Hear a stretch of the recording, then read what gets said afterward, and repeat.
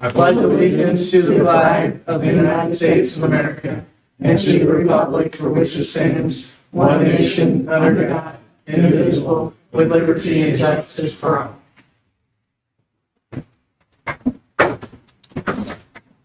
All right, David, would you mind taking roll call for us? Amanda Schwentz. Here. Whitney Tucker. Here. Tom Hooper. Here. Brock Gibson. Here. Roseanne Ani. Here. Joe Steiger. Here. Dina Kreitler. Here. Karen Stubbe. Here. Have a quorum.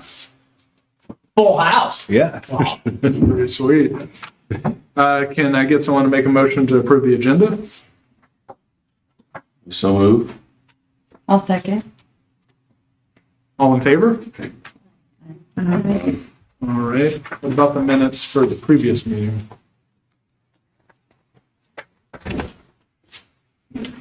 Probably should go ahead and vote in a chairperson for the rest of the Oh, let's do that then. There's Jeff. Jeff, you want to be our new chairperson? What's it pay? Same as it always been, Jeff. Same as it's always been. You got it.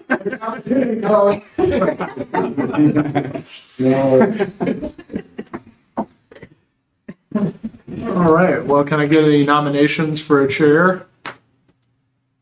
Maybe for the viewers, just kind of describe where we're at with the resignations. And Sure, yeah. So with Laura Oliver, with her family stepping away from Cave Winery, she no longer will qualify in the coming year to sit on the board. So we've. I'm going to get a little in the weeds when we talk about how we shifted things around to fit, but Amanda Schwint will be taking her place. And so that leaves a vacancy in our chair position. Jim Ferguson was our vice chair with the selling of Audubon's. He is no longer going to be on the board. Brock Gibson is taking his place. So we have a vacancy for vice chair as well. So we probably want to vote on both of those.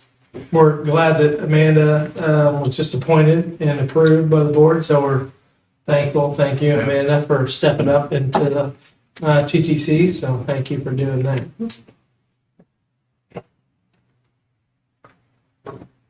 I think we can only accept nominations from the actual TTC. That's correct. Yeah. So only we have, and I guess for the new members, who are the advisory people? It'd be Joe and I. Joe, yeah, right. So Karen. and Karen. Yes. Yeah.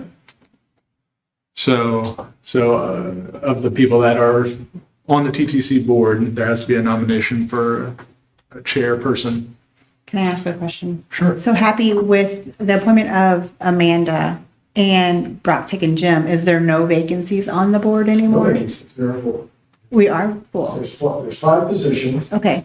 2 local business, 2 tourism businesses, and 1 hotel motel. So who's representing the county? The county is not a position that's state statute. So Okay. The county at this point is still Karen. Yes. Okay. She's still Okay. county government. Okay. They can make another appointment whenever they want to after we get. Okay. Okay. Just, I wanted to clarify that. Okay. I haven't been here long enough to know anything, so. Same here, first meeting. That's not true. On TTC, yes, it is. Oh, wow.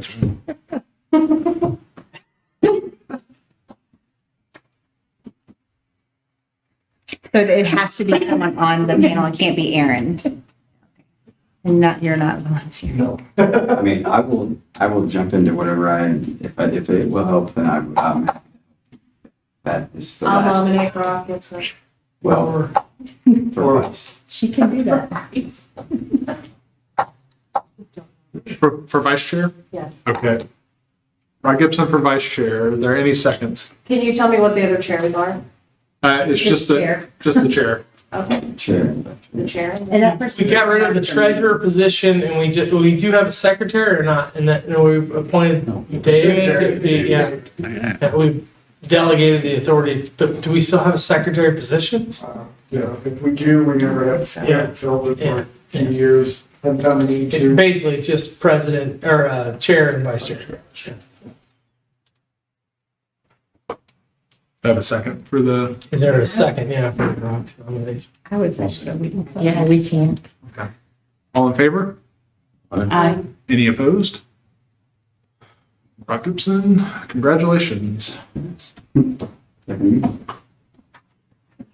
We better hurry up and appoint somebody, or nominate somebody, otherwise they're gonna nominate you. Yeah. Better nominate somebody for chair, otherwise they're gonna nominate you. I know him for chair. No. I second that. All right. You can, yes, you can. You don't have to. You don't have Don't to. be forced to. I'm not comfortable taking on that responsibility at this time. That is fair. Okay. Well, We you still can- have to vote. We still have to vote. You can speak your piece, but I don't know if you can, She can decline. I don't know. Nominate Joe? He's a liaison. Remember, we have an out. We have an out, not fair. Better try again. Does it have to be decided on tonight, or is it? Well, we have to have at least an appointed chair for tonight. We have to have an appointed chair to at least run the meeting. Yeah, who do we think is most comfortable running the meetings and kind of just walking us through everything? I mean, that's kind of the big, Typically, what's going to happen is Aaron and Happy are going to help set the agenda for the chair and the vice chair. So you really don't have to do a lot. It's almost ceremonial, but there'll be a few things come up that, between Aaron and Happy and David, you're going to have. That's 90%. Yeah. So it's not too much. yeah, I think the only thing I've reached out to the chair about is to, like, if we can move a meeting or cancel.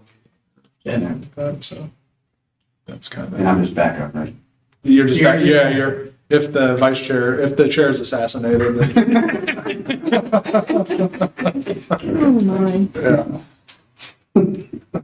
Don't think we'll have to worry about that. Yeah, it's all right.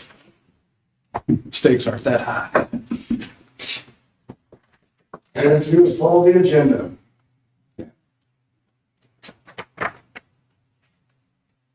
If no one's comfortable with that, we can do a temporary chair for tonight too. If someone wants to nominate somebody as a temporary chair, I think we can get by with at least tonight have a temporary chair.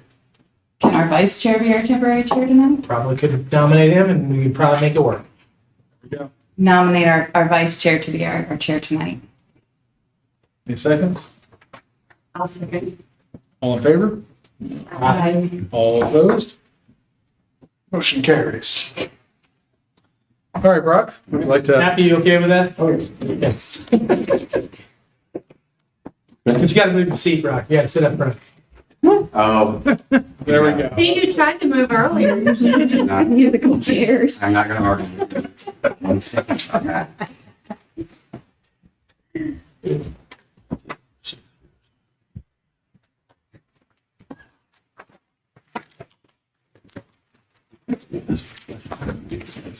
Is this up front okay? That's perfect. I think we're on approval of agenda maybe now. Yeah. Our approval of minutes.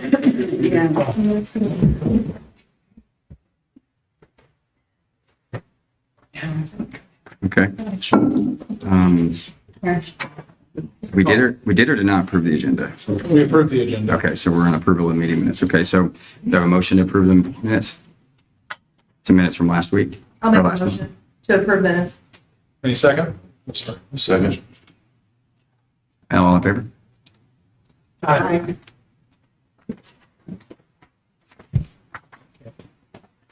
Now the financial report. All right, I'm finally starting to get a good little handle on this. So we just started our fiscal year. We are up from last year, about $200, $219 or $218 from last year on the collection of bed tax for the city. So it looks good as far as that. And I'm trying to think, I don't think the 1,200 you guys have set aside for the Brand USA stuff that we're doing with the state, the grant that we're doing with them. I don't think that's been taken out yet. So right now we're at $87,289. So replenishing pretty good. Because at the end of September, we took out that big chunk for, to redo our website. That's Jay Rundy. Yeah, Jay Rudney right there. Yeah, that's what that went to. So we're already back up, about to touch 90 again. So that's great. None of that goes towards the city website. This is all for Visit Tourism. Right, correct. Or Visit St. John, I'm sorry. Okay. That's it, yeah. And we kind of decided to do that because I think in our master marketing plan, next year is supposed to be redoing our website, but because we used the MPD funds only a couple of years ago to redo our website, there's got to be a 5-year period before you can use those funds to redo the website. So we decided with getting Visit Widget to go ahead and that's also to put Visit Widget in there. So to meld that interface into our website as well. So we had that in the budget for last year to do that. So other than that, yeah, I think we're right on schedule again. So on last month's agenda, there was quite a bit more as far as descriptions. Is that because somebody stepped down, or is this the difference be there? Approval of agenda? No, this is all. Oh, yeah, right. Oh, no, because this is after the fact? this is the notes, Okay, yeah, okay. right. So ours will look like that. Move to approve financial report. Yeah. Any seconds? Second. Yeah, I do have a question real quick, not that it has to do with any of that, but did the city pay for AI Tracer or is that coming out of tourism? The city paid for that because David Bova is going to be using it as well. It's going to be kind of an economic development tool on top of, Is it in effect? yes. So this is our first report Oh, right here. I'm jumping the gun. I gotcha. Okay. It came half out of the city tourism, That, not out of bed tax. it came out of the general fund. I think we didn't put it, we We didn't, pull it all out of the general fund just through economic development. yeah. So it doesn't hit the tourism budget. None of it came out of tourism. Right, So the intention was 50/50. yeah. Okay. Sweet. Can someone give me like an understanding of like what is the budget for a year? Like Yes. a whole budget for a Yes. year? There's multiple pots of money. So we have a bed tax, we have general funds that we give to the tourism department, and grants, yeah. So the state grant that we get matching grants on, which is now we're up to like 20 or 30,000. So we have at least 3 pots of money that and I'll let Aaron kind of describe, but we have multiple, so it's very complicated, but also not. Like there's 3 Right. pots of money. The city, the bed tax, and matching grants that we get from the state on certain things. And the grants all come from our bed tax match, not through the city dollars that the city puts towards tourism. Do you need more explanation on that? Because then we got to get into Aaron. I'm just wondering like why there's $87,000 in an account. Like what is normal? Is this normal? We've been building a little bit. Sometimes we've had down to 40 or 50, and then we've slowly creeped up, and then we find a big project that we want to do. We want to do a big billboard project. We want to do a website. We want to hire Placer AI. So we try to keep it above 30 or 40 grand in the bed tax fund that you're seeing here. And so we always kind of keep that there, and then when we find a project that we want to do, then we kind of draw out of that fund. Okay, so you guys are like actively look for projects to spend this money. Yeah, I haven't seen it since I've been in the position, but I mean, I would love to, And how long have you been in the position? almost a year now. Okay, so it probably needs to be acted upon. I like to spend money. I mean, Yeah, I'm still kind of figuring out how this all works. I'm just, that's just my idea, like, if we have this much money, like, if you, Yeah. every year, like, is your goal to, like, spend the money and then bring back the money, basically? I mean, That would make sense. I mean, I can't speak on it, but yeah, I mean, I think there would be some great things that you guys could bring to the table, and I've got some things I'd like to bring to the table as well, but I just didn't know what we exactly were spending it on, what we're saving it for. So yeah, I think that's still kind of coming into view okay. a little bit.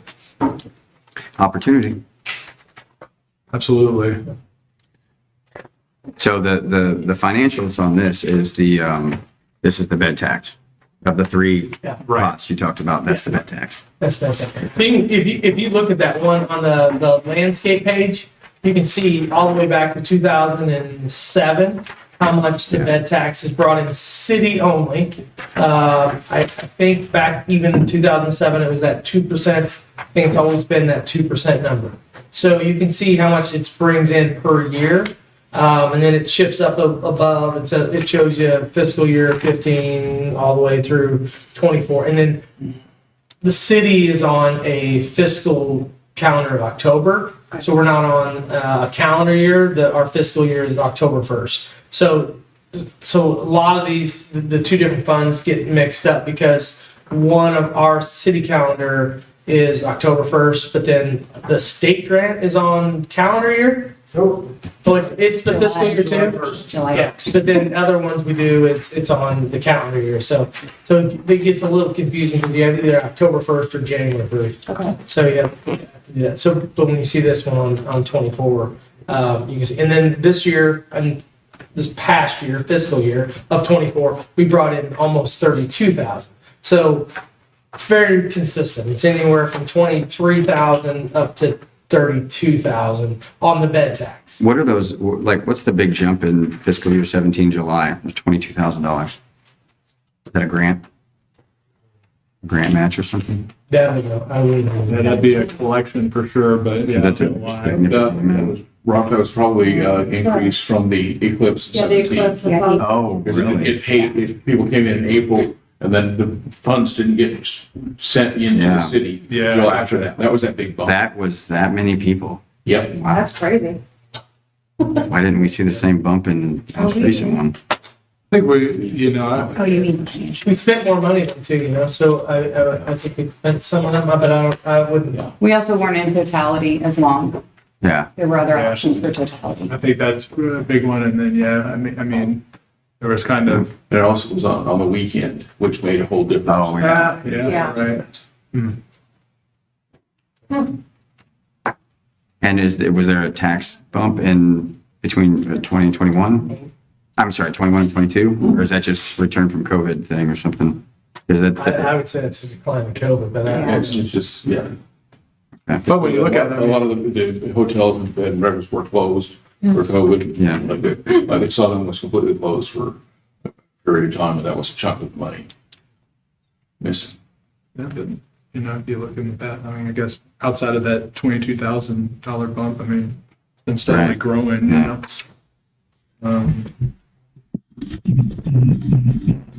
$22,000 bump is interesting. For sure. Because look how low the previous months are. Yeah, it's almost like something It's wasn't something- filled yeah. out on time and came in some late. businesses don't do quarterly or monthly, and Yeah, right. Right. They do They quarterly. pay that, yeah, so. Well, and then I was looking at October of 23 too, that's almost $7,000. Like, I Yeah. wonder what happened there. I mean, Oh, yeah, because then September is low. And actually, if you look at 17, that's backed up all the way to April of 16. See that? And it's in the Oh, yeah. 3 digits all the way back to that. So that's accumulation of, looks like almost a whole year. Okay, sorry. no, it's good to like dive into this. Yeah. Man, any other questions? I mean, they're good. I mean, I'm sure I'll have more, but that was a good explanation. Okay, motion to approve the financials. I'll make a motion. Second. All in favor? Aye. Public comments? Doesn't look like anybody's here. Okay. Do we just move on from that? Yeah. Old business. So we had a couple of past events. Cookie Crumble is not on here, but Conapalooza took place on November 2nd. I thought that was really nicely attended. The streets were packed. I got some great photos of that. I also was a vendor for that, so that was fun to participate and just see from the inside what it's like to work a festival here, and it was a great experience. Amanda, being on part of that, you want to speak anything about the Conapalooza? I'd love to. No, it went very well. It was well attended. All of our vendors were very happy. Besides Luna's, I don't know if I know play it now. That's the owner. Gina asked how we did. Yeah, Gina asked how we did, and I'm like, not good, but we expect that. I mean, it's November. Nobody eats shaved ice in November, but it was fine. We just go to show face, so it's fun for us to make our kids work and do that. Yeah, there you go. But they were all happy. We had one vendor leave. Do we know if they just sold I think out? they sold out. Yeah. I think they sold out, and that was before noon. Wow. So, Yeah. and we have, They didn't really come with a whole lot. Yeah. I don't feel. Yeah, I sure. think they were probably like, They didn't know it. Yeah, they didn't know what to expect. Right. So next year, I think we have plans to like bring in more vendors and maybe even like expand it and everything. So was there, for those guys to get to run out and for there to be like a general sense of excitement and that they were happy with the outcome, do you think that did the number of people that came, was it higher than normal, or was there something else about, I mean, what would have, did these guys just, I'm just wondering, what was the difference? So What was like the difference? this year, this is our first year taking it on downtown St. Genevieve, and we were very limited with vendors. Like we were selective, like you couldn't sell candles, or not candles, like, what do you call those? Tiered, pyramid, what am I trying to say? Like Scentsy. You couldn't Oh, the sell like pyramid scheme Scentsy stuff. or Yeah, something like yeah. that. Like it was Yeah. very like artisan. Yeah, artisan based. Yeah, we were going for like a Silver Dollar City vibe. Yeah. And I really think that helps. And the It did. music choices, we were very selective on that. Like, Yeah. we just wanted that vibe of Silver Dollar City.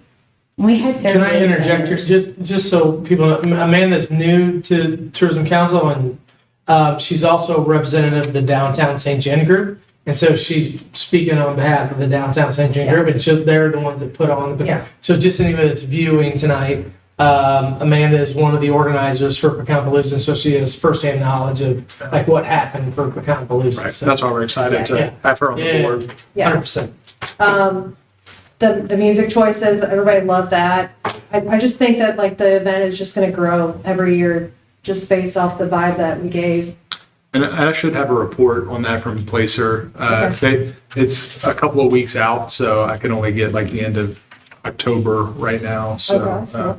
so I yeah, think we were trying to, like, under the impression that it's probably around 5,000 people. were there. cool. So, and we had like the very first vendor on Market Street. I think I had to make change for her 3 different times, and she brought a lot of change with her, but she had went through all of it, and then she almost sold out of all of her product.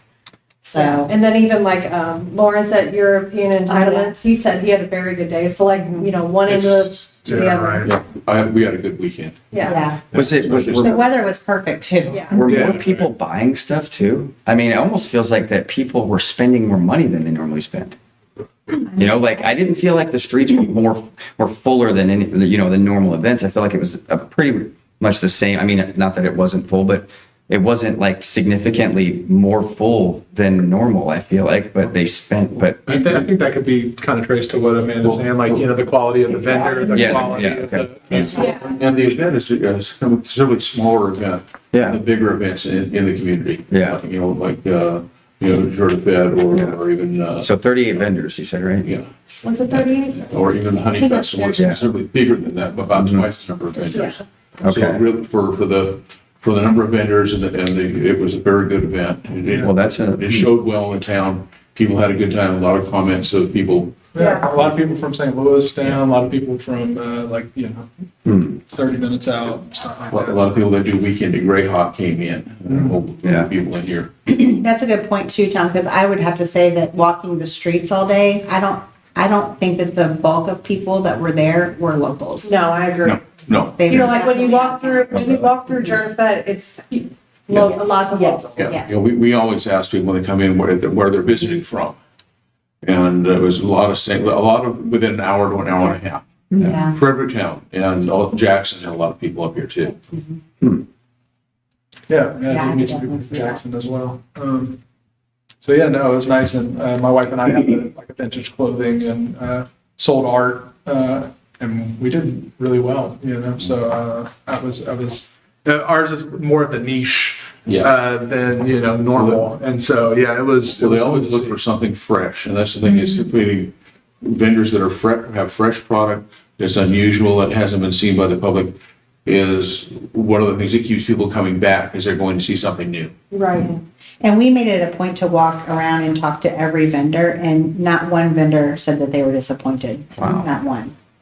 So, Well, it's, moving on to the cookie crumble. So I went out for that as well to take some photos, and it was rainy. It was kind of a mess of a day, but I thought there were people walking around. They were getting out there. So that was really cool to see as well. this is the first year that we have not sold out. Yeah. That was a little disappointing for us as Yeah. a downtown board. But I truly feel like it's because we dropped the ball a little bit on our advertising. Well, you We have were so kind of focused lose. on- Yes. Yeah, right. And so, Cookie Crumb's always sold out, so we didn't probably put as much energy into it, I don't think. But I do think that the people that were there, though, they enjoyed it and they had a good time. Maybe we should somehow market and advertise upcoming events during events. Yeah. Like during Pecanapalooza talk, have something to talk about. Yeah, Cookie crumbles. in the next month. Yeah, right.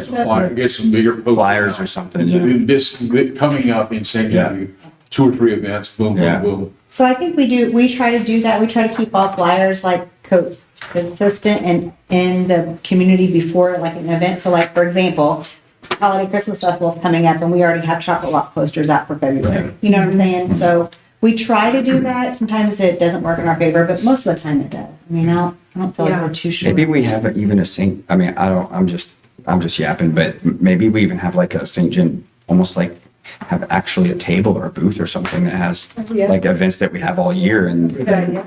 Yeah. We've kind of talked about that. Even Hannah kind of brought that up to me. Like we need to make like a little Visit St. John booth. yeah, Where we kind of have it stationed at every And- event, something like Yeah. mobile that every we can pop event, out. yeah. Mhm. Um, And yeah. with updated flyers of the upcoming events and So one of the projects, I would like to kind of keep some of these projects kind of Yeah. staggered, but one of the things I'm doing right now or working on in the next couple of weeks, maybe the next month, we'll say, is revamping our corner of the Welcome Center. Because right now I just think, it's, where are we in there, So I'm going to paint our corner. I'm going to kind of redesign it. Get it ready. We have that passport program kind of coming up. I've got those on order. They should be at least the booklet covers are coming in from Eric Scott very soon, and then we'll kind of put those together and hopefully sell those out of the Welcome Center. But that'll be kind of my chance to look and get people involved. And like, is this working? Is this what we want to go for the look of like a kiosk, a Visit St. John kiosk that we could put together? So I start think with we that. should, speaking of like a kiosk or something like that at the Welcome Center, we should try and like focus somewhere more local too, for locals. Maybe the community center or something, just put something out there. I don't walk into the Welcome Center. Right. Yeah, it's just for visitors. yeah. And I know Patrick at the antique mall, because he gets a lot of like the Yeah. one dayers. He wants to put a booth or a Or even kiosk. Or something. Microtel or something like, there's multiple locations that we could put I wish I something. used to have something out there Yeah. a long time ago. It's just a rack card. It might be, It's just a rack. like they Is it have a just rack rack cards holder. but that, It'd be that'd be nice. interesting. We used to Yeah, have that no, little rack card that had all the events on it. I don't know whatever happened to that. Yeah, they used to do that, just make the monthly events.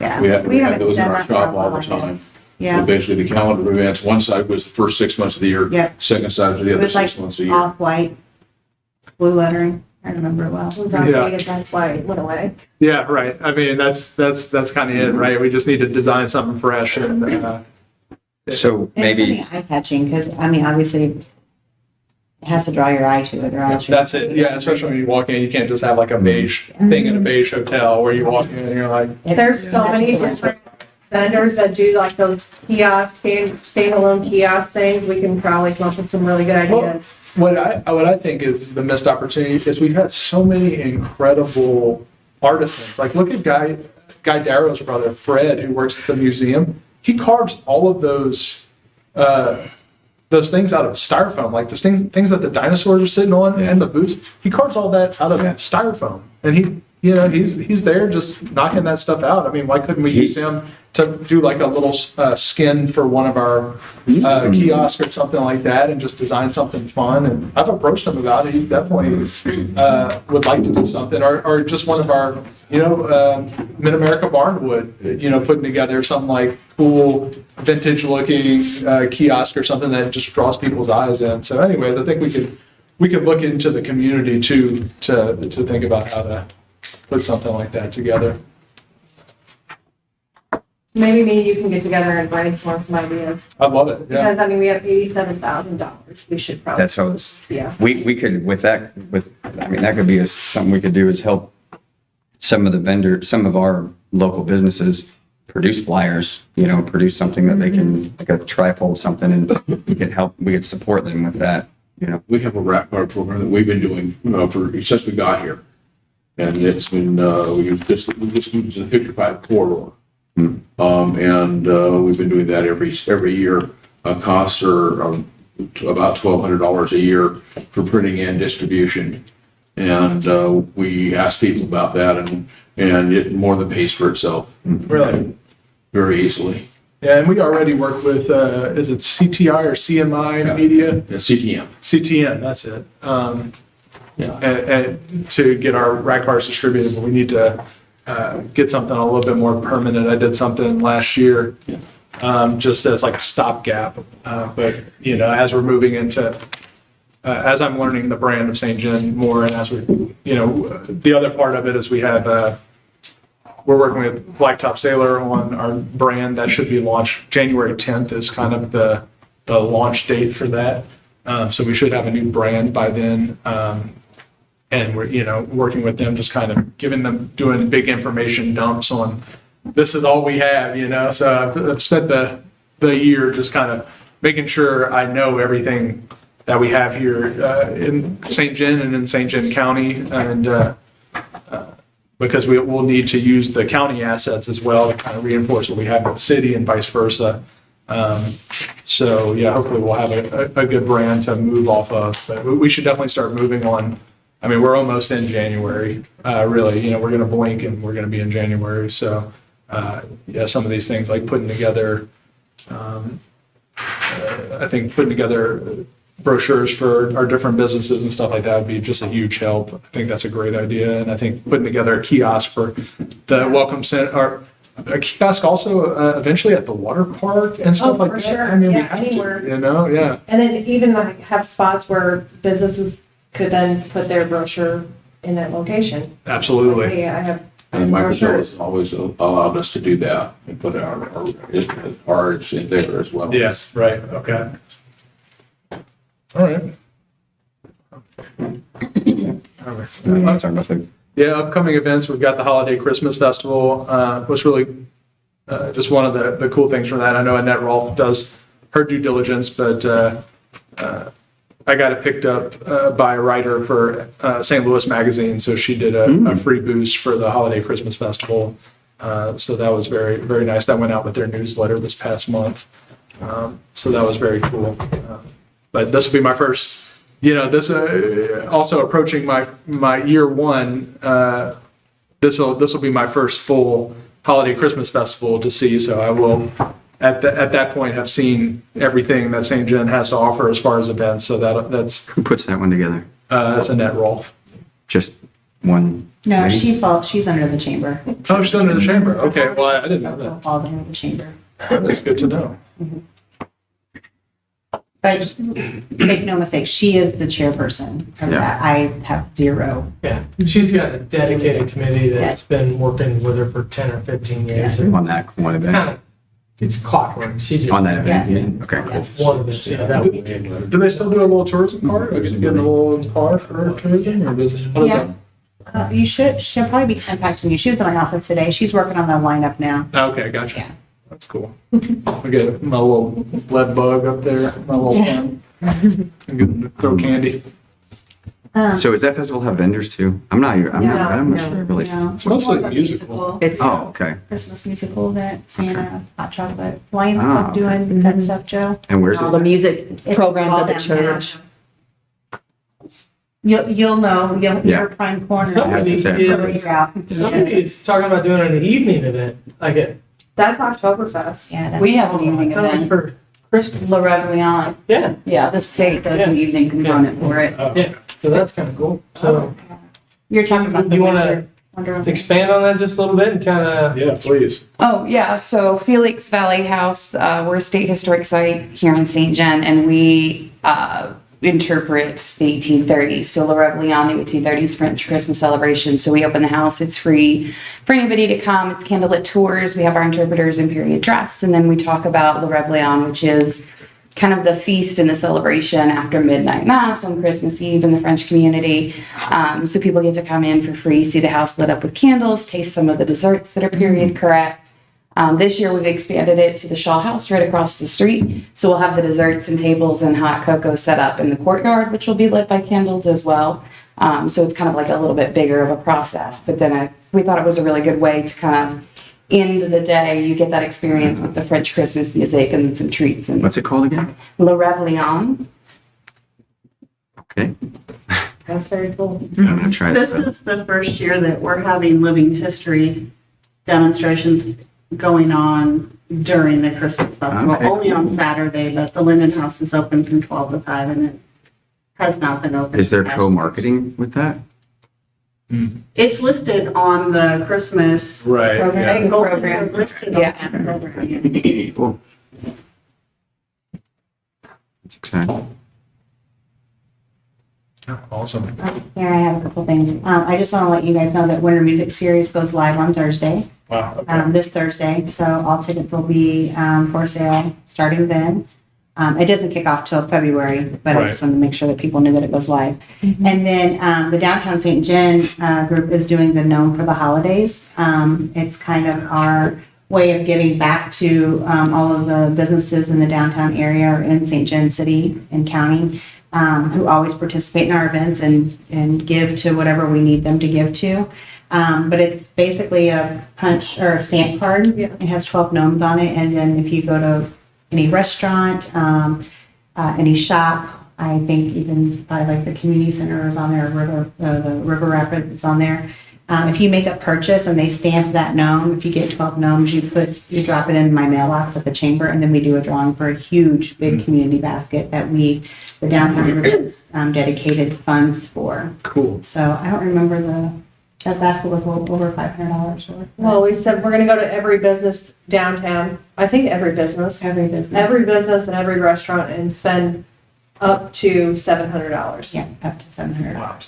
And so whoever wins that basket with that punch card, that's their gift. But I know that Pat reached out to me, Tom, and asked how, they just have the punch card. They just Yeah. have the stamp card. We didn't ask the merchants to give to the basket. We want to actually purchase something from them.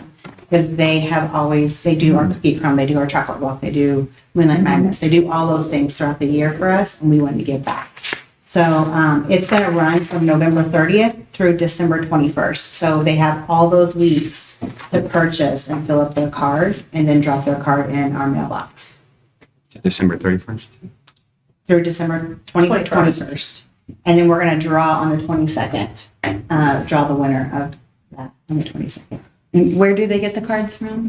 We're We're gonna have like a few different places that will have advertise, they can pick them up. We were gonna do every business, but that would have been a really lot. Yeah. So probably just a couple like key places that you could just go and pick them up. Like the Welcome Center, Right. we're not really sure yet. Yeah. Anything else? No. Motion to accept. Draft. Yeah, I wouldn't, yeah. Silly idea.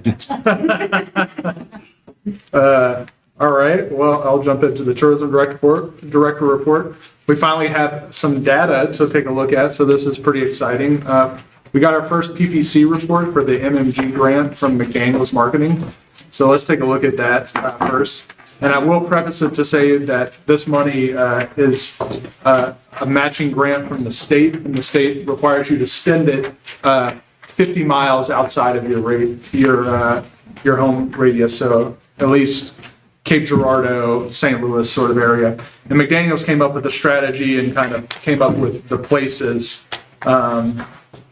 to reach out to. Can you explain that again? I'm sorry. You said we have to, can you, explain? Yeah. So what, like Joe was talking, we have 3 different buckets of funds. And one of the buckets is the matching grants from the state. So we have 2 different matching grants from the state. One is it's called the MPD. And we are actually using that right now to do our rebrand of the city. And then the other is the MMG. And that is used just for advertisement. And what's that about the 50 miles away from? Yeah, so you have to place the ads 50 outside of a 50-mile radius. I got you. Yeah. It can't be inside, okay. Yeah. Right. So, the first couple of pages, the first is the Facebook, Instagram ad creatives that they put together for us. So that's literally what they look like. So our 2-pronged strategy on the digital side of things is with Facebook or using Meta advertisements. You could say, and the other is using Google Display. So this isn't like when you boost a post or anything like that on Meta.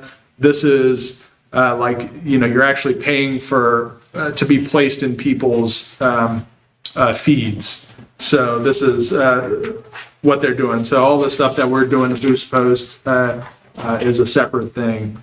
But I like the kind of Instagram, the demographics page. So that's page 3. See those little colored donuts right there. So this is just some interesting stuff. It gives you the geographic breakdown. So these are all the this is the top 10 places that we advertised in, and you can see the clicks. Not unsurprising, St. Louis and Chicago are at the top, but Dallas, Fort Worth being at 3 is very interesting. That is interesting. Nashville coming in hot at number 5 is also very interesting. What's an impression? That doesn't surprise me as much. What's it? An impression is like how many eyeballs they've gotten in front of, and then clicks is how many people, we're basically, you're putting a call to action in front of people, like, learn more. Did people click on that? So from St. Louis, we got 1,300 clicks. And this is just from October. This is just in October.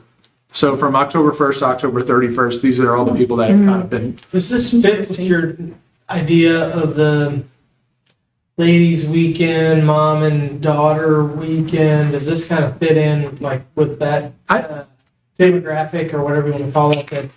Well, it's interesting because, McDaniel's is doing it more, their plan is more of a broad swath. Yeah.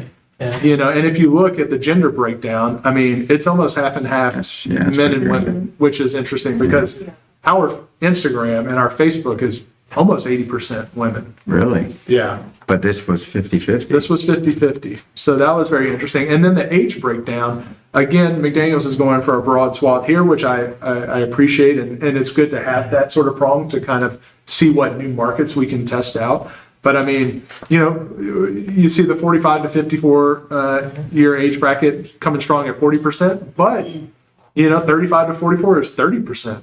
25 to 34 is another 30%. So it's not that far off. So we're getting, some broad swaths. And I think what'll, as I get more into, right now I'm letting them take the reins on the things that they're marketing, and mostly because we just don't have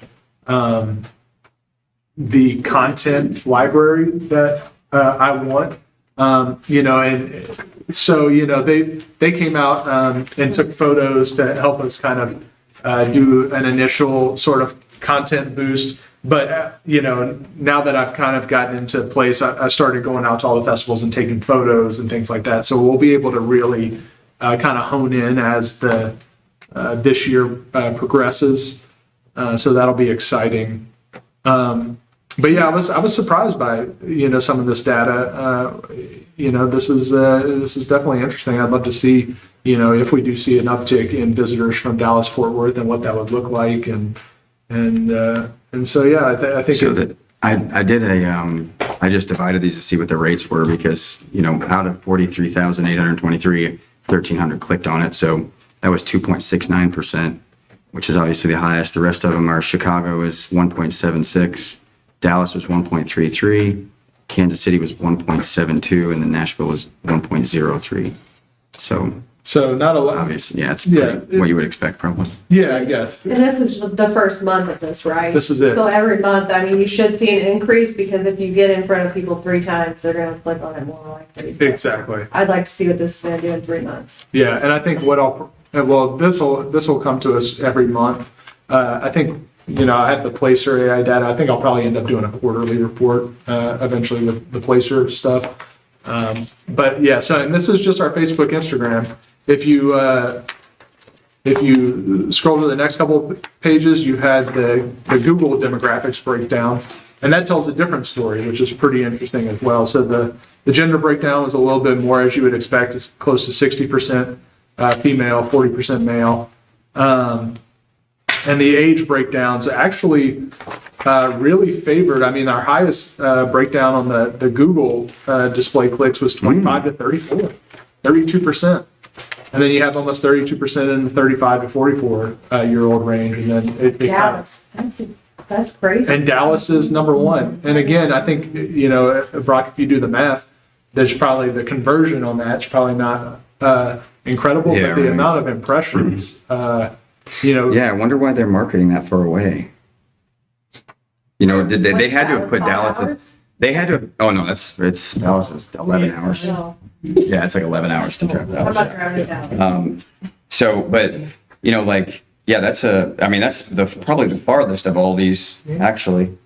So I'm wondering if they're focusing on Dallas for some reason, if they're using. Yeah, because and I didn't ask them, but I don't see St. Louis up in here. You would think St. Louis Yeah. would be a natural number one, and Kansas City was very low. So, again, I'll get better at understanding, because impressions is how many eyeballs you got in front of, but why in this case did we disproportionately get in front of people from Dallas and Chicago? And this is Google. This is just so we started advertising, I guess, on October 22nd on Google. Like Yeah, so where it this pops is up. only a 9-day. Yeah, this is 9 days. Yeah. Because we. Oh my God. Yeah, so that was, we were late getting that done because it took a while for the state to give us our permission for that. Yeah, I wonder if they're going by like cheap airlines or something. I was gonna say, Allegiant probably has like a direct flight from Dallas, which, if I'm gonna fly Allegiant, I would fly to Dallas yeah. Southwest has for it. a weekend, Yeah. And I'll actually ask about that. Yeah, ask So maybe about that Dallas. is That's like a cheap interesting. airline or something. And he split Kansas City between Missouri and Kansas. Cause even Omaha, that's weird. Yeah. It just. Yeah, right, yeah, no, and then when I saw it initially, I was like, well, we're going out there, that's pretty interesting, but, that's where I do trust McDaniel's, is like, they're great advertisers for sure. So, I guess he just leapfrogged. our state. The interesting thing is just from oral surveys with our visitors at our historic site, we do get a lot of visitors from Texas. Really? So I'm wondering, yeah, how they came up with that as Well, their. and you know how algorithms are. They're very interesting. Like if you visited a place or they know, you know, and it'll come up in your feed a lot quicker than it will, you know, so maybe there's some reinforcement there. Which is also a major hub for airlines, so a lot of people travel through there. True, yeah, right. And so they're getting opportunity to, Yeah, they get off the plane in Dallas, they're scrolling on their phones and boom, oh yeah, oh, we're going to Missouri anyway, yeah, why don't we stop back by? Can I just make an observation real quick? I just want to say, this is some of the best reporting I have seen in my entire time on this commission. Seriously. So whatever we were doing before clearly didn't work.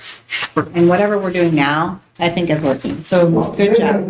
That's what I'm saying. But I'm glad that we took Yeah. the initiative and spent the money to get them, because we've never seen clean reports like this in all the years that I've been on this panel. And it's been a long time.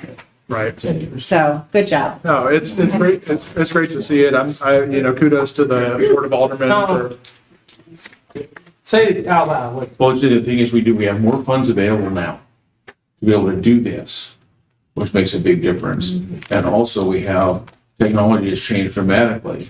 And we also were hiring a professional to do it, whereas stumbling around in the dark, you know, 10 years ago, we, you know, as a community, we knew very little about it. And we're learning to hire professionals, let them do it right.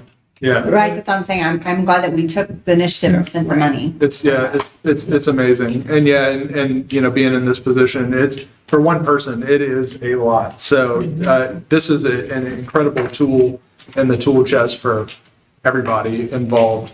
The other kudos is this place area I, so we'll move to this report. This is going to be, so you know, when, Aaron, before you get into this. Sure, yeah. Your 1 year is coming up when? December 4th. Simple. So can we ask you at your next to do a 1 year review of what you've learned, what you've figured out, what you know, like, I don't know. Sure, yeah. A little summary of the Things that you were like, oh, I wish I would have known this a year ago when I first got here, or I didn't know the job was going to entail this, or I'm glad you guys gave me the freedom to do, I don't know. Yeah. All those things, you know, 1 year review. I'm not sure what I'm asking for. Yeah. Yeah, no, I got you. 1 year review. A review of your Just come up with experience. something. BS my way through that one too. No, it's yeah, that'll be fun to do. I'll be pleased to do that. But yeah, I'm very excited about this placer AI data. So what you can do with this And is, then I also ask you what your plan for the next year is, Dave. yeah, right. I'll have that all laid out. Just kind of, you know, now that I've been here a year, I'm also now going to start going down this path because I thought originally I was going to go down this path, but now I'm going to go. There's been a lot of pivots for sure, and a lot of opportunities. So like even right now, you know, we just went to the state conference on tourism, and they're really heavily incentivizing us to promote in different countries. And with, you know, there's a direct flight that's from St. Louis Airport to Montreal, which French Canada. I mean, I talked with someone just recently. They were talking about how basically St. Jean looks like you took a small rural town in Quebec and just dropped it in Missouri. Okay. And like people would love to see that. Wow. And then, you know, there's a direct flight from Frankfurt, Germany to St. Louis now. And, you know, with our sister city being in Baden, Germany, we should probably take a look into that. I mean, there's a lot of things to wrangle here, but one of the things I did with that, I've been working, there's this guy, again, I wish somebody would have pointed him out like immediately, but there's this guy, Brian Hawkins. He's from outside of Kansas City. What is it, Harrisonville, yeah. And but he like really got into the Missouri French here, and he goes up to old mines and he's taking, I think there was two different periods, 1935 and then in the 1970s they started recording these Missouri French speakers. And he's back there doing some more recordings, but he's an incredible artist. and he's done a couple of animations where somebody's like just telling a story in French, in Missouri French, and being a Cajun, I know my last name doesn't belies my Cajun blood, but when you hear the Missouri French and you've heard Cajun French your whole life, you're like, it's weird sounding. It is like, ooh, it's almost, and so it was like really poignant to see that. And it kind of changed my whole perspective of like, oh yeah, I mean, like, we need to reinfuse, there's people trying to keep this language alive, and man, it'd be cool if the French Heritage Festival became a way to like get all these people who are trying to keep this language alive together and stuff Maybe like all the that. way up and down the river. I don't know. Well, that's it. I mean, I from talking with Brian Hawkins, I talked with the guy who runs the Laura Plantation in Vacherie, Louisiana, which is 20 minutes from where I grew up, and he gave me all kinds of stuff. We're going to be at the same convention in December, so the state's paying for me to go to this convention to speak with basically tour directors from different countries and to get St. John in front of them. So I spent all last week and this week, a few days putting together this bifold brochure that's going to speak to all that, and then so that's been a scramble, and then so anyways, long story to say the short thing is there's a lot of different opportunities that are happening that make you kind of pivot in this position, and I'm really hoping to kind of track down all of that, anything that kind of gives us a leg up, especially with the grants. I mean, as you guys saw with the Brand USA grant to promote, I mean, the state's taking care of almost $11,000 of that. We're putting in $1,200. And then, they're paying, it's like $2,800 for this booth in Atlanta, and they're paying for the hotel and all that. I mean, there's sometimes you got to drop things to just run and chase something that, you'll have a lot more momentum because there's a lot more money behind it. But there's a lot of interesting things. So anyways, look forward to putting together that 1 year review. And I'd like to take a look at some of this Placer AI data. So this is, what you can do with Placer AI. I wish they had the map attached to this, but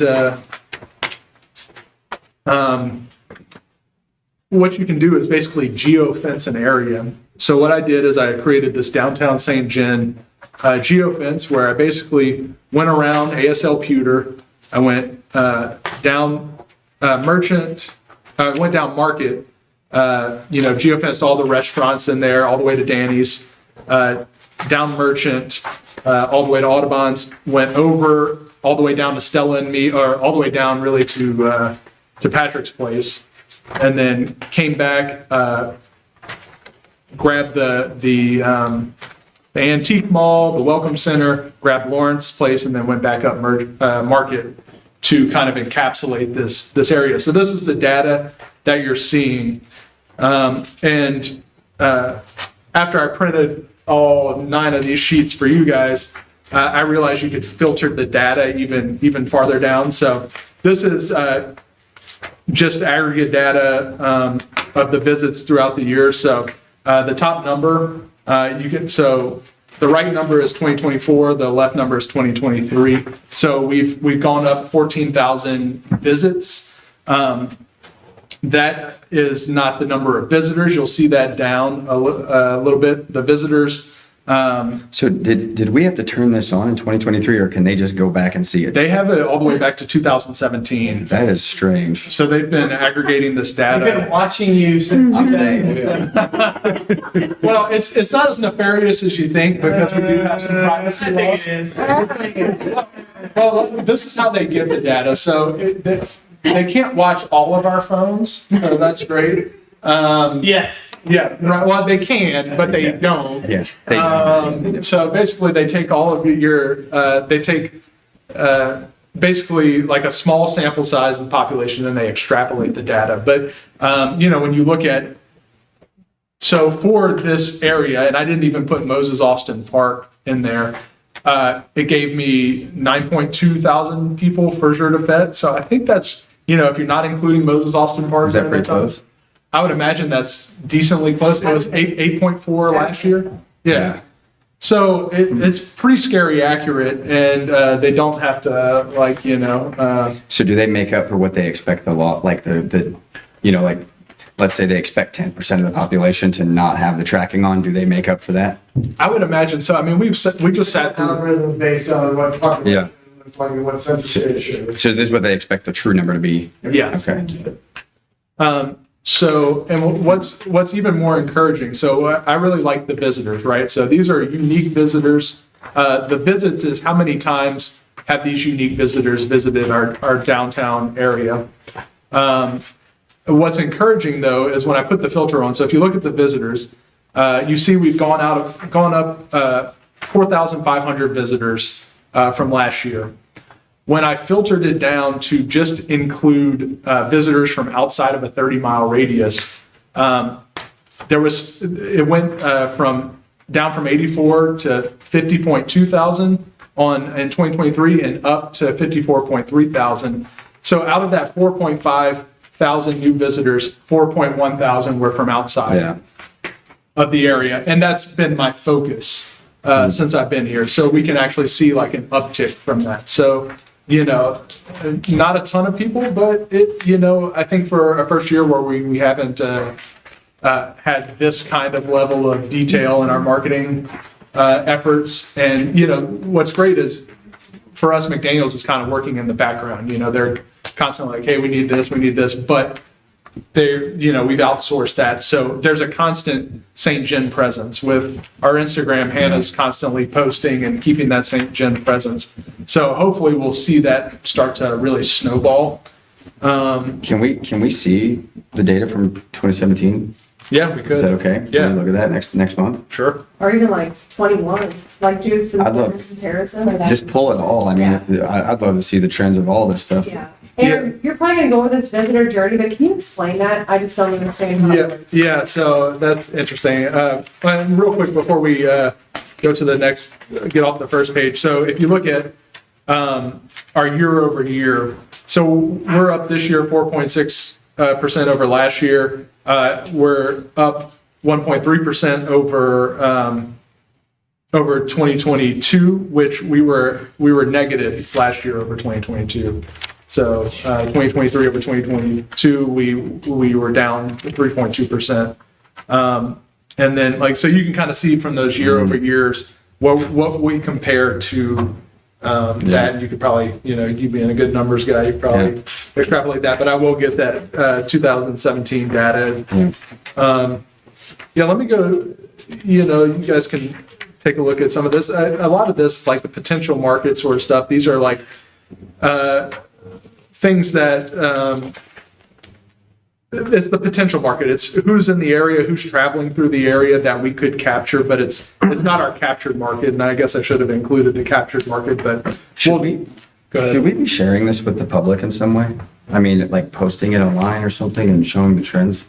I think we can probably simplify it, maybe like. Yeah, not the whole thing. I'm just saying, is there, and I'm just asking, I don't even know. I'm thinking, is there something in here that we could share with the public that would be Make a beneficial? nice graph or something at the end of every It's year. funny because in new business, we start talking about bed tax, and so it's funny that you should mention that. It'd be a good segue for new business when he's.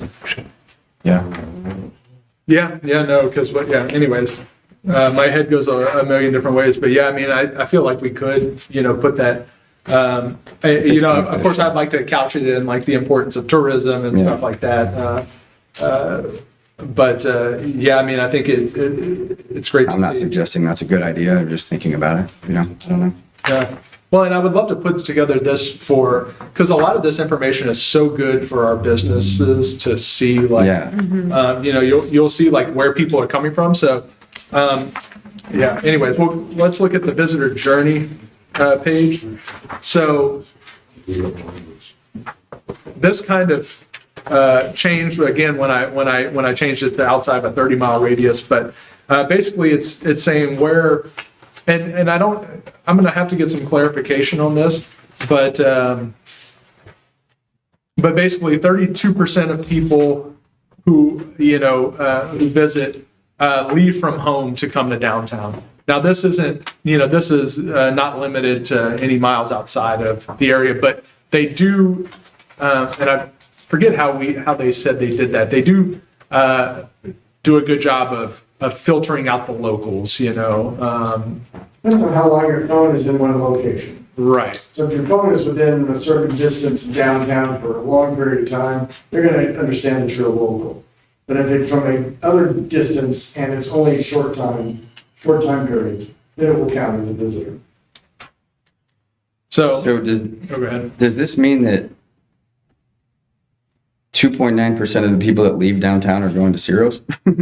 Yeah, basically, I mean, I don't know why they have But it 2% outside are of- coming from Ciro, or 2% are coming from Yeah, Ciro? like, so 2% leave Ciro's and stay in downtown, like, they leave Ciro's and they go to Danny's, or they leave Ciro's and they go shopping on Main Street, that sort of thing, or they go to ASL Pewter or whatever, and then when they leave ASL Pewter, 2.9% of people go to Ciro's. So Ciro's is kind of killing it. I mean, when you look at these graphics, but then again, I don't know if that's because, like, the data right now is spotty on Audubon's and those sort of things. And I think probably because those buildings change hands. Not that Audubon's has, but the other ones like Louis Red Hot and Bricks and stuff like that. So what I've had to do is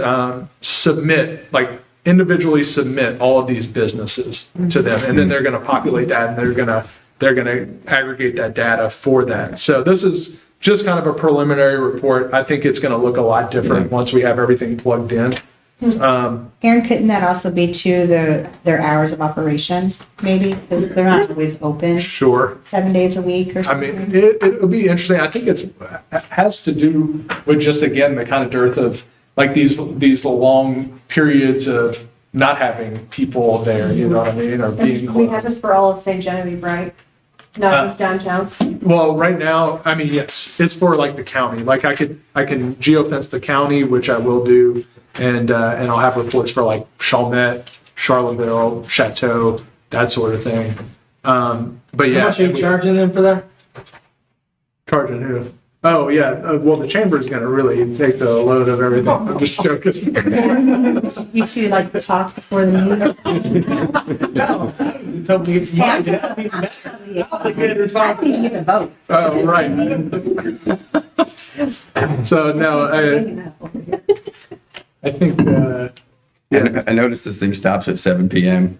oh, yeah. Falls off, Yes, falls off. at 7 PM. I'm like, and then it also doesn't show Sunday either.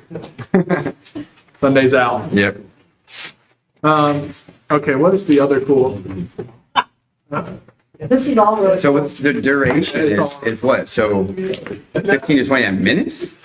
So they say, I mean, you know, it says like the average is like people spend about, you know, what is that, an hour and a half, or not even an hour and a half? They spend, yeah, hour, 20 minutes downtown. That's Yeah, so there's another, like, interesting. you know, some things to work on are also shown in here, which is kind of cool. The very last page is interesting because, again, this is like people's favorite places. So this is where people frequent when they're in, you know, from our area. And I don't understand. I'm gonna have to ask about why the airport is number one. You know, I don't think Where is that's that? quite the very last page. Oh. There you go. So you have the airport at the top, but it's interesting. Like Gravois Bluffs Plaza, Arnold's Commons. So people are coming from Arnold. People are coming from Gravois. Could this just be people here going there? It could, you know, it could be. But when I filtered it to people outside the 30-mile range, I got basically the same answers, except like Kirkwood Commons was number 5. Chesterfield Commons was up there. St. Louis Zoo was up there. So, That's interesting. yeah, and Arnold Crossroads, a couple of from Arnold.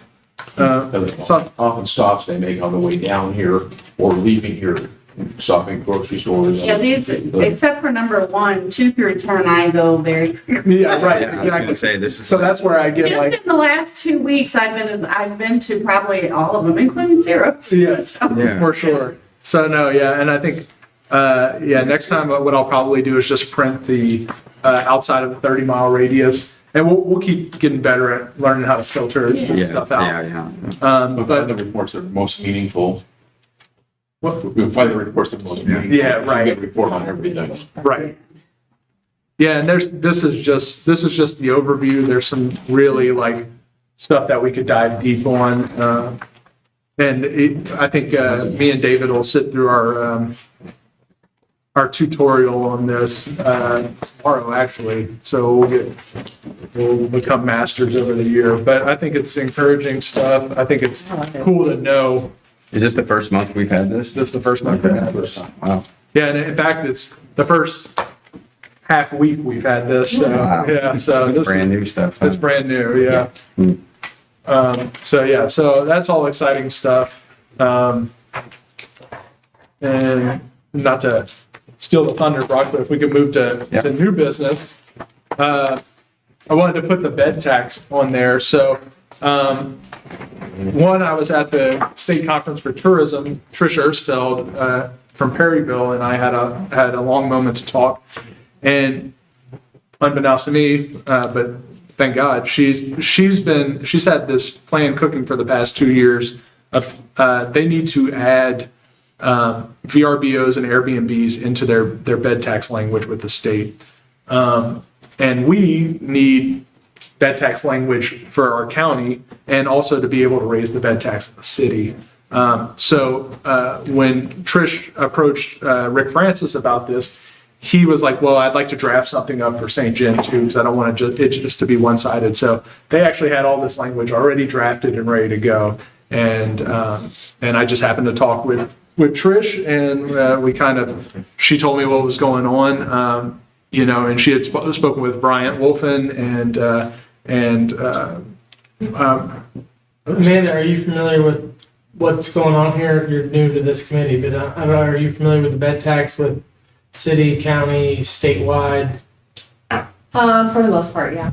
Okay. I'll also do just kind of a broad swath again for everybody, but basically we collect a 2% bed tax in the city. For everybody watching, this is not something that affects residents. This is something that only affects visitors who are going to stay at our hotels. So we collect a tax on each room that's booked.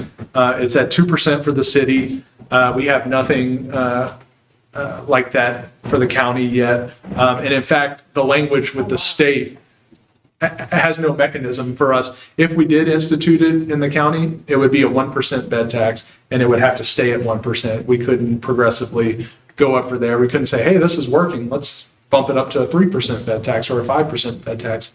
And just for reference, and I think everybody, I know a lot of people talk about like what Perryville's been able to do. They collect a countywide 6% bed tax. Oh, wow. Yeah. On every rental that they had, not every bed tax, a hotel, Airbnb. Does that include RVs too? Like RV spots? It will, yeah. Oh, wow. It could. It's. I mean, like the amount of different Airbnbs that we have in our county. We talked about this, did we not? We came up with over 50 just. Yeah.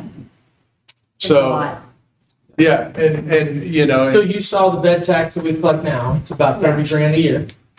And that's just in the city, and that's at 2%. Yeah, I had no idea it was just the city, so. Just city. We have no mechanism. Well, we have a mechanism. If the county would try to put it out there, it'd be 1% is the most the St. John County is allowed because of the way the state statute is written. That would be the most that they could collect right now, the way the state statute is. So Aaron and the Perryville Tourism Director has been working with our state senators to try to put together a plan so that Perry County and St. John County could change the way we collect bed tax And that would have to be like a ballot issue. it would at be. the state level. So it would be, it would have to get, we'd have to get the state statute passed first. So it'd have to be passed the state representative and state senate first.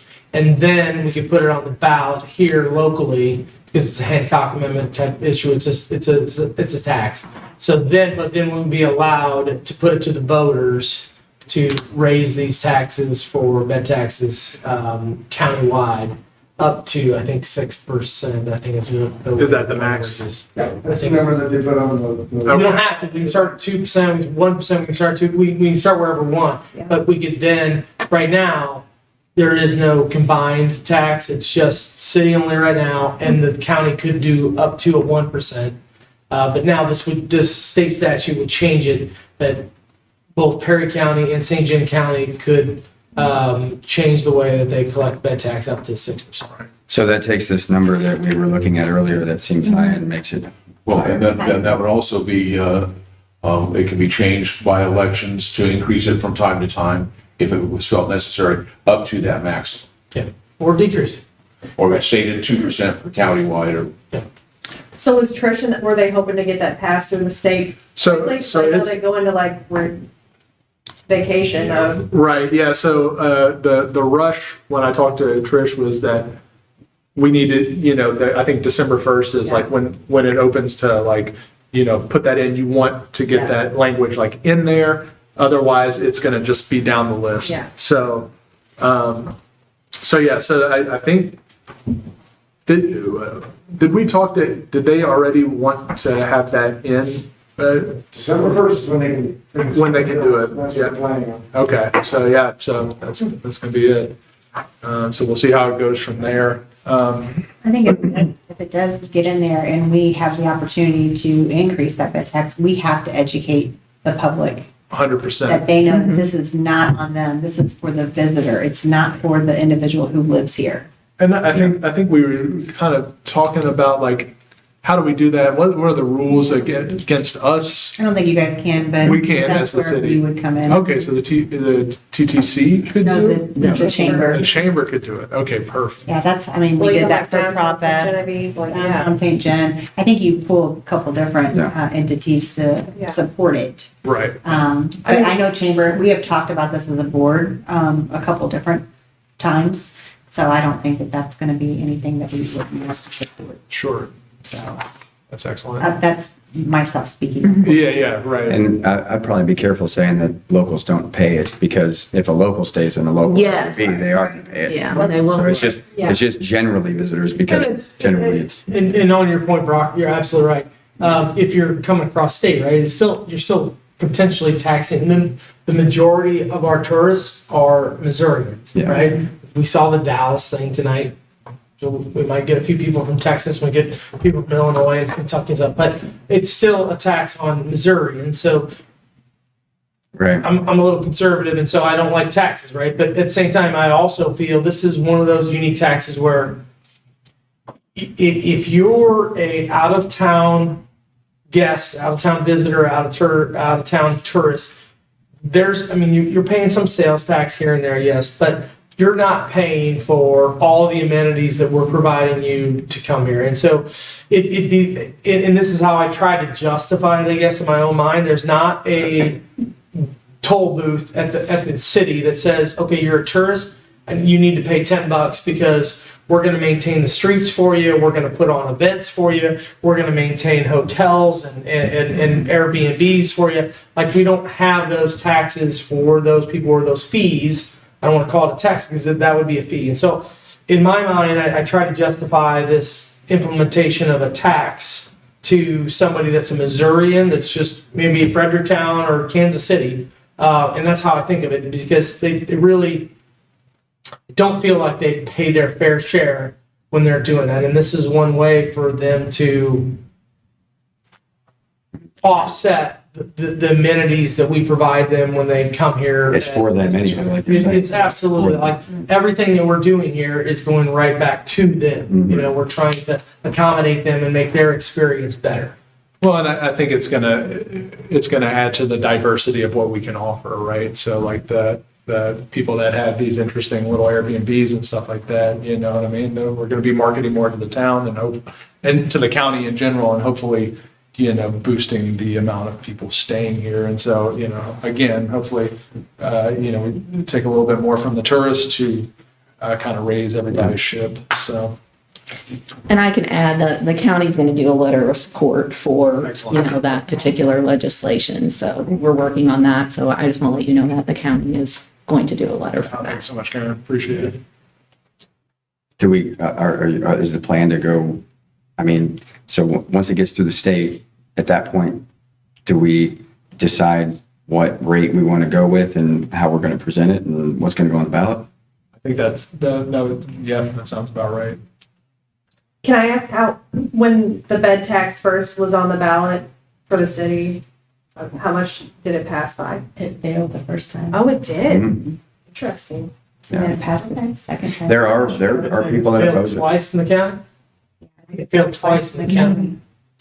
Yeah, that was in the, Because people voted. Well, yeah, they see taxing, yeah. I don't know, Happy, you probably have those numbers. You could probably pull those numbers up, how much it passed by the second time around. Well, I don't know. No, yeah. I'm also like a big promoter of, if you have money, you need to show proof of what you're doing with your money. So I think the more that we do with the money that we have and show what we're doing, people are gonna support it more. Yeah, absolutely. And have a. And that's why I was like, why is there 80, that's why I asked those questions, because Yeah. I in turn would wanna see the same. Yeah, and that makes a lot of sense, and, just in, of course, I know, I'm sure I go on the defensive, but, trying to take in everything that we have and trying to spend, watching our budget with the city and making sure, okay, this is how this is gonna go. We're not gonna overshoot, that's just something that I've just been mindful of, and so now, got a year with the budget under my belt, and now it's kind of time to turn like, oh yeah, and then also seeing what can be done with this money, because some of this is earmarked for certain projects. So the website restructuring was already kind of earmarked from this budget for that, and so procedurally getting all that down. But yeah, no, absolutely, I think we should be. Why ask for more when, you're just kind of hoarding the money right now. We definitely need to spend it on some good things. And yeah, maybe once I come back with kind of what I've learned, we can kind of get into what I've learned over my year here and kind of the projects I want to go for. What I'll kind of outline is kind of, what I see from a marketing perspective and then from a visitor experience perspective, because I think the budget that we have for the TTC could really help with the visitor experience. Again, like we're talking about putting kiosks in places and things like that, things that help our visibility on a physical plane. And so, yeah, anyways. Okay, is that it for new business? Should we move on to the marketing assistance grant application? Looks like the Museum and Learning Center, this is that presentation that Mr. Bill Nager's putting together. I'm pretty excited about this, actually. Joe, did we increase the amount that we're no, getting? we're gonna wait maybe and see if we spend it all, and then we're gonna see if we, And then- I think that's kind of what we agreed. We didn't change the $7,000 total. Okay. I think I we couldn't kind of left remember. it to sit and see, correct, if I remember. Okay. But like last week's in the minutes of last meeting, we got to agree to keep it at 7,000, but that we would probably be able to get more if we had appropriate grants to apply that money to. Have we ever denied one of these? Yeah. Yes. And we've reduced some of the asks Ah. as well. In this one, it's an evening event. It's not a whole day event. It's not a weekend event. I've been to several of these. They're amazing. They're really good. I'd just be cautious to spend $500 for a talk on. What are they trying to, this doesn't really describe what they're trying to use the money for, right? Well, they want to supplement their internet advertising. So why, I'm just asking, because I just don't know, and it doesn't mean I agree or disagree with this idea, but why don't we ask them for details about what they're spending the money on? Some of it's in there. It's on the back. Yeah, It's in the back. I think we actually had, this application should be modified, so it has a proposed budget for advertising on it. So, And even like- so they can itemize, so we can see what they're, getting to what their plans are. Yeah. And some of these entities have put on mini events and their annual events, and they really have a good idea of what they're using it Yeah. for. They're just adding some extra bang for the buck. I think even having like what specifically that they're spending their money on, whether it's pamphlets or Facebook marketing, whatever, would be a good opportunity for either them, if they have an event that does very, very well, we can look back and see what they spent their marketing on. And then if we see something that we're like, well, this really doesn't normally do well, we could even give them some feedback saying, I know you're spending it on this, but that, this might not be. Yeah, this other group did this and it Yeah. actually worked better. Yeah, Maybe you should look at doing that and that sort of thing. So- That's a, Aaron, we have actually had any of the other grants that have been funded, have they turned in some of their expense reports to you? no.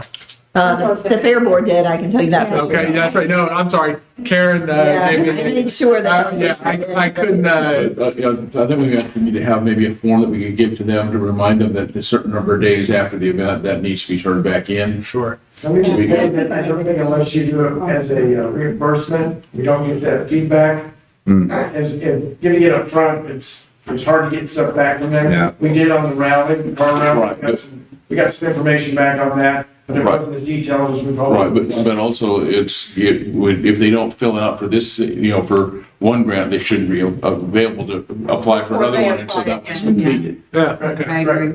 And we do have a sheet that we give them that has them to list the information, what they Right, spent it on, and show us receipts right. So we do give the money before or after the event? before. It's been requested that we do it before. Yeah, and some of them That's- don't necessarily need it up front. Some of them say that they have the funds, but that, it's that, Just, this is. But upfront does make more sense. Not Yeah, everybody. 'cause they, Sometimes they need it. It does, maybe just be more strict about, if you don't give me a report, you're gonna get stopped. And that kind of makes a lot of sense because a lot of these people are going to be coming back. That's kind of why I think we talked about raising the limit is because everybody who got it last year is going to come back this year for it. So So, on her application, it says is it free of charge? She has yes and no both bolded. Well, So that's because, and that's what I was going to bring up, it's not free of charge Yeah. to the public, because if you are not a member of the museum, you have to pay admission to get into You're the right. museum to hear the talk. If you're a member of their museum, you get in for free. So that's why it's yes and no, so it is Really not for the disqualifies public. yeah. yeah. Are they nonprofit? yes, I think they're nonprofit. Yeah. They are. But one of the stipulations is it has to be. Right, it has to be free, like a free event. Yeah, that's a tough, That's I tough. think that might disqualify. I mean, if Does we, it, I mean, Can we approve it on a contingency that they make it free? yeah, I don't think any of their. I don't think they can. I think part of the way they're structured, they have to. They do one of these lectures at least once a month. Yeah, see, if we. And they've never requested this? We have to waive it. No, this is the first and one. I don't think we this is can. their first. Because there was another event. I think we need to give them some feedback and let them know Members that and we then- probably can't do it. It's- Right. You know. I mean, that's a good point Karen makes. And we told Millie no for her event because Exactly. she charged to get into her. I I think, just feel like you need to be consistent. Yeah. I think you have to turn it down and tell Oh, them, give them some feedback and say, this, we can't, It has to be free. I mean, Yeah, we didn't even that's- apply for it for farmers. I move that we deny the request as written. I'll second. All in favor? Aye.